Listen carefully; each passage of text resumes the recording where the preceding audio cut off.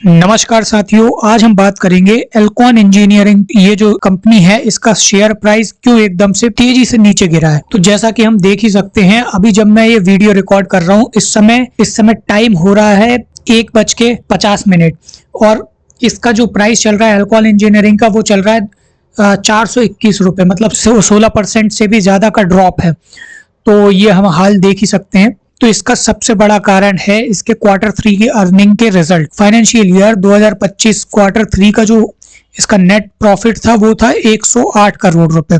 और वहीं पे अगर हम कंपेयर करें अभी करंट फाइनेंशियल ईयर का क्वार्टर 3, तो वो आया है 72 करोड़ रुपए निकल के।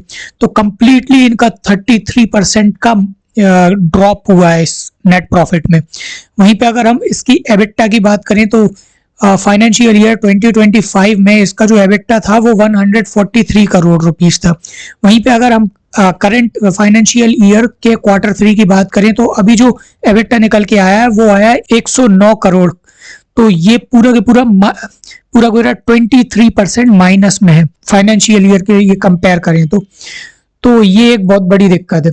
वहीं पे इनका रेवेन्यू, अगर रेवेन्यू की बात करें तो रेवेन्यू थोड़ा सा बड़ा है। फाइनेंशियल ईयर 2025 के क्वार्टर 3 का जो रेवेन्यू था वो था 529 करोड़ और अभी फाइनेंशियल ईयर 2026 का क्वार्टर 3 का जो रेवेन्यू आया है वो निकल के आया है 552 करोड़।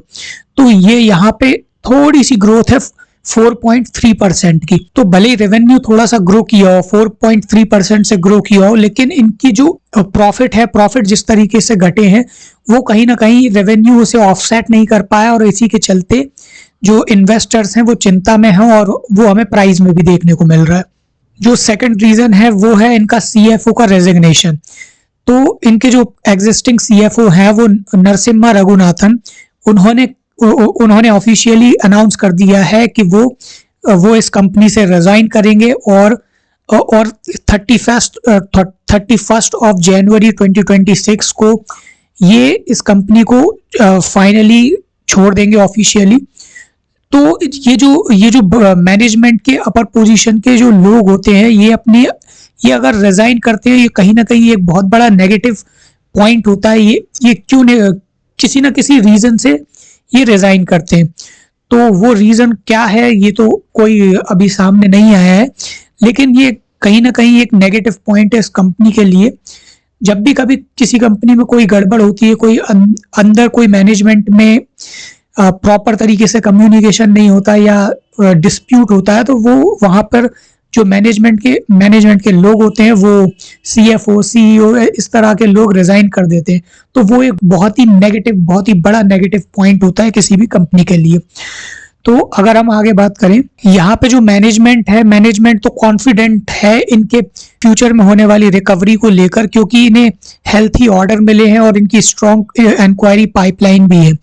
लेकिन जो इन्वेस्टर्स हैं वो कहीं ना कहीं बहुत ज्यादा चिंता में है इनके प्रॉफिटेबिलिटी और ऑपरेशन चैलेंजेस को लेकर।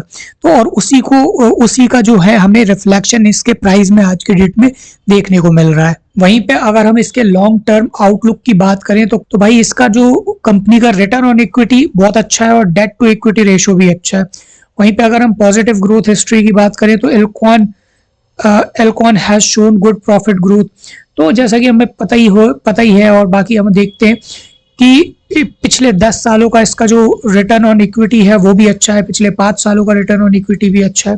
तो इसका लॉन्ग टर्म आउटलुक तो फिलहाल में ठीक ठाक ही है। अगर हम इस कंपनी के फाइनेंशियल्स और फंडामेंटल्स की बात करें तो कंपनी जो है वो पावर ट्रांसमिशन की इक्विपमेंट्स बनाती है और ये कंपनी जो है वो 9,798 करोड़ वाले मार्केट कैप वाली एक कंपनी है जिसका पी रेशो है 23 रुपए।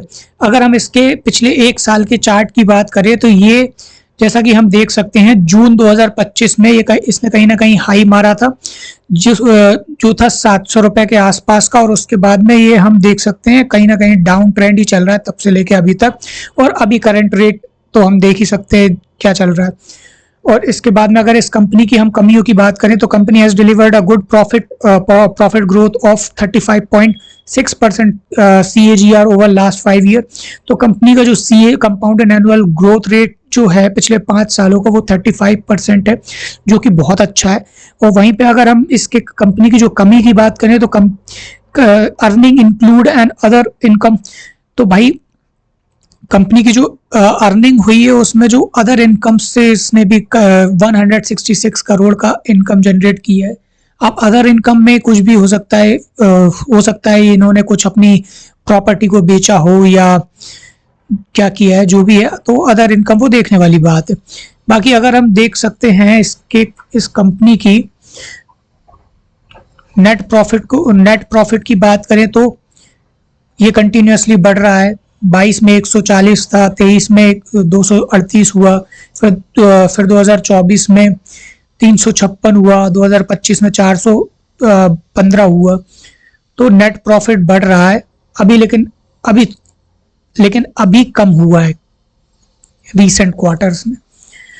बाकी अगर हम इस कंपनी के जो शेयर होल्डिंग पैटर्न्स की बात करें तो ये प्रमोटर के पास 60% होल्डिंग है, FII के पास 8% है, DII 4 और पब्लिक के पास बहुत सारे शेयर हैं। पब्लिक के पास 28% की शेयर होल्डिंग है। तो आज की वीडियो में बस इतना ही, मिलते हैं अगले वीडियो में, तब तक के लिए धन्यवाद।